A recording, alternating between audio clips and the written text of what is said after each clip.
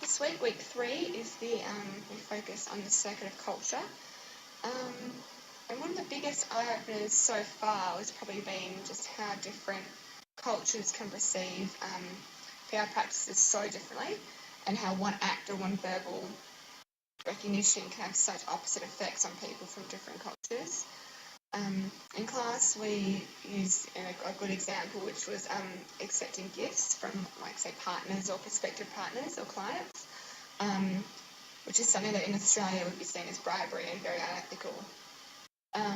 Whereas in other cultures, Japan probably comes to mind first, it's common and most appropriate, so it's completely different.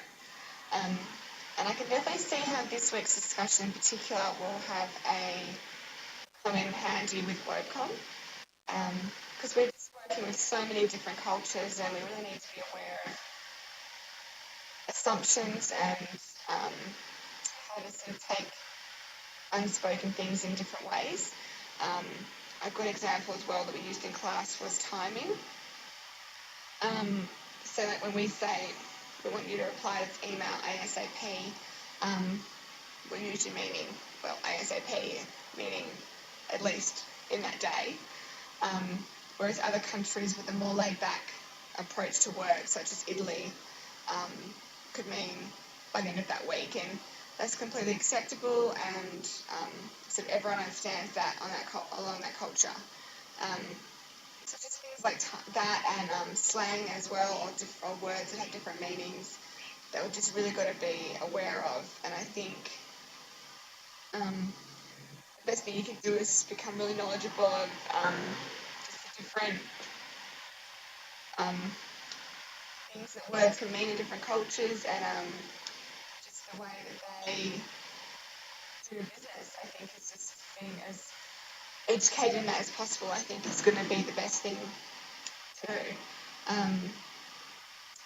So this week, we were looking at the circuit of culture, and we went through just briefly through the diagram of the circuit of culture, which starts at the top with representation, which broken down is how you as an individual or company act and behave.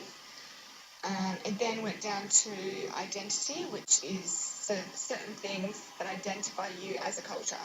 And in class, we use the example of Christmas Day and how different cultures celebrate that day in different ways.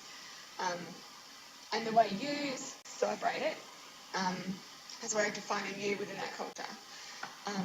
It then went down to production and consumption, which we didn't talk about too much, and then up to regulation, which is things such as the government and how their regulations can help or change the way that culture is defined in that country. And I can definitely see the circuit of culture being a tool that we use a lot in this unit, and it was quite helpful to break down culture into those segments and sort of tackle them individually than trying to tackle culture in just one big lump. And yeah, that's really it.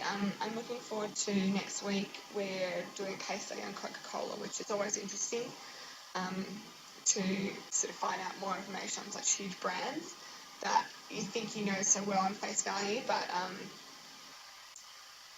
it's just good to know more about them